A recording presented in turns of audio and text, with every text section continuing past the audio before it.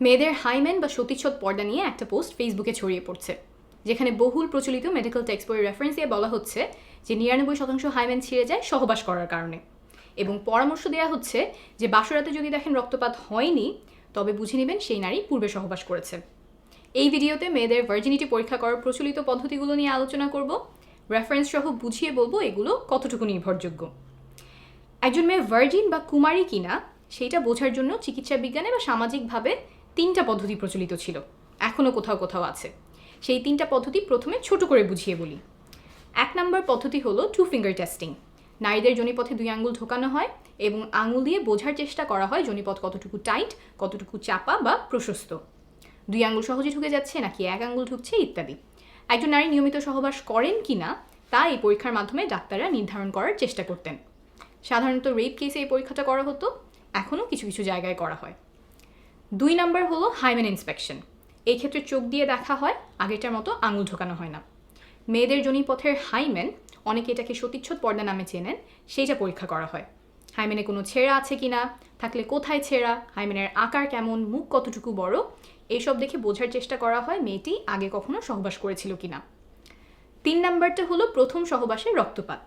অনেকের ধারণা যে নারী কুমারী হলে সহবাসে রক্তপাত হবে, সেজন্য বাসরাতে অনেকে সাদা চাদর বিছিয়ে দেন যাতে রক্তের দাগ ভালোভাবে বোঝা যায় বউ কুমারী কিনা সেই পরীক্ষাটা যাতে হয়ে যায়।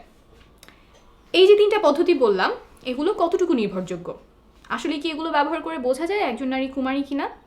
এই পরীক্ষাগুলো নিয়ে সর্বশেষ মেডিকেল সায়েন্স কী বলে তা এখন বুঝিয়ে বলবো। প্রথমেই আসি 3 নম্বর উপায়ে, প্রথম সহবাসে রক্তপাত। 100 জন নারীর উপরে করা একটা গবেষণায় দেখা গেছে যে 44 জনেরই প্রথম সহবাসে রক্তপাত হয়নি। সংখ্যাটা কিন্তু কম না, প্রায় অর্ধেকের কাছাকাছি নারীর প্রথম সহবাসে রক্তপাত হয়নি। এমনকি কোনো ব্যথাও হয়নি 32 জনের। এমন আরও গবেষণা আছে যাতে দেখা গেছে প্রথম সহবাসে সবার রক্তপাত হয় না। রক্তপাত হওয়া এবং না হওয়া দুইটাই স্বাভাবিক। কারো কারো ক্ষেত্রে যোনিপথ পিচ্ছিল না হওয়ার কারণে বা জোর করে পুরুষাঙ্গ ঢোকানোর কারণে যোনিপথের দেয়াল ছিঁড়ে যায়, ফলে রক্তপাত হয়। এরপর আসি 2 নম্বর উপায়, হাইমেন ইন্সপেকশন বা সতীচ্ছদ পর্দা দেখে বোঝা যায় কিনা নারী কুমারী। এটার ব্যাপারে হয়তো অনেকেই শুনেছেন, সহবাস করলে মেয়েদের যোনিপথের পর্দা ফেটে যায়, আর তাহলে তো ওটা দেখলেই বোঝা যাওয়ার কথা যে সে সহবাস করেছে কিনা। অনেকেই মনে করেন হাইমেন এমন, এইভাবে যোনিপথের মুখ আটকে রাখে, সহবাস করলে পর্দাটা এমনভাবে ফেটে যায়, তাহলে ভালো করে দেখলেই বোঝা যাওয়ার কথা যে নারী কুমারী কিনা। আমেরিকায় 36 জন গর্ভবতী টিনেজারদের ওপরে একটা গবেষণা করা হয়। তাদের হাইমেন এবং গোপনাঙ্গ দেখে ডাক্তার নির্ণয় করার চেষ্টা করেন যে তারা পূর্বে সহবাস করেছে কিনা। 36 জনের মধ্যে মাত্র 2 জনের ক্ষেত্রে ডাক্তার বুঝতে পেরেছিলেন যে তারা আগে সহবাস করেছে, অথচ 36 জনই গর্ভবতী, অর্থাৎ বাকিরা সহবাস করেছিলেন কিন্তু তাদের হাইমেন দেখে বোঝা যায়নি। অনেকেই মনে করতে পারেন হাইমেন দেখে বোঝা না যাওয়ার কারণ কি? যদি এমন ছেঁড়া হয় তাহলে তো দেখেই বোঝা যাওয়ার কথা, কিন্তু আসলে হাইমেন এমন শক্ত কোনো পর্দা না। হাইমেন বা সতীচ্ছদ পর্দা কিছুটা এমন ইলাস্টিক, সংকোচন প্রসারণ বা বড় ছোট হতে পারে, আর এই হাইমেন থাকে যোনিপথের চারপাশ ঘিরে।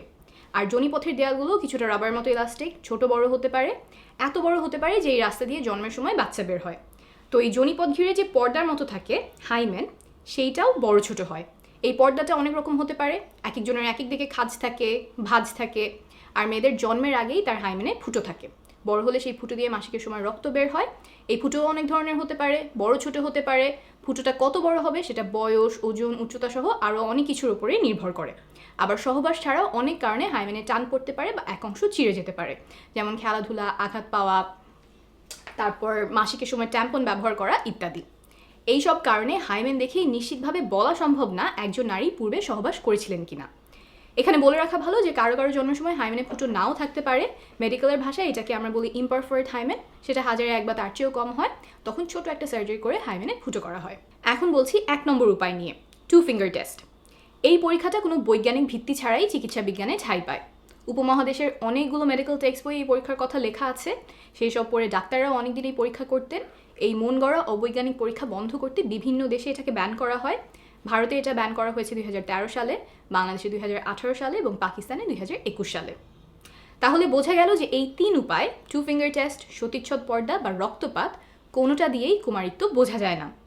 তাহলে আসলে কি কোনো নির্ভরযোগ্য বৈজ্ঞানিক উপায় আছে যার মাধ্যমে বোঝা যায় নারী আগে সহবাস করেছে কিনা? না, নাই। তারপরেও দুর্ভাগ্যজনকভাবে কিছু মেডিকেলের বইতে এখনও এসব পদ্ধতি লেখা হয়, মেডিকেলের ছাত্রদেরকে শেখানো হয় রেপ কেসে নারীদের পরীক্ষার অংশ হিসেবে। যেমন প্রফেসর রেড্ডির লেখা ফরেন্সিক মেডিসিনের বই, যেখান থেকে উদ্ধৃতি দিয়ে ভাইরাল ফেসবুক পোস্টে কুমারিত্ব নিয়ে অবৈজ্ঞানিক দাবি করা হয়েছে। এখন আপনি বলতেই পারেন যে মেডিকেলের টেক্সট বুক আমি ভুল বললেই তো হলো না, যিনি লিখেছেন তিনি তো একজন বিশেষজ্ঞ, আমার রেফারেন্স কি? বিশ্ব স্বাস্থ্য সংস্থা বা WHO, United Nations human rights, UN Women, এই সংস্থাগুলোর বিশেষজ্ঞ প্যানেল বলছেন যে প্রফেসর রেড্ডির লেখা ফরেন্সিক মেডিসিনের বই সহ আরও কিছু বই ভার্জিনিটি টেস্টিং নিয়ে অনির্ভরযোগ্য এবং অবৈজ্ঞানিক উপায় শেখান। তারা আহ্বান জানিয়েছেন যেন এইসব বইতে চিকিৎসা বিজ্ঞানের সর্বশেষ তথ্যগুলো তুলে ধরা হয়। আমি রেফারেন্স নিচে দিয়ে দিব। ভিডিওটি যারা দেখছেন তাদের কাছে অনুরোধ, হাইমেন বা সতীচ্ছদ পর্দা, ভার্জিনিটি টেস্টিং ইত্যাদি বিষয়ে কেউ ভুল তথ্য ছড়ালে সেখানে প্রমাণ তুলে ধরে ভুল ধারণাগুলো দূর করার চেষ্টা করবেন। আপনার এই প্রচেষ্টায় হয়তো কারো জীবনে অনেক বড় উপকার হবে। ভালো থাকবেন।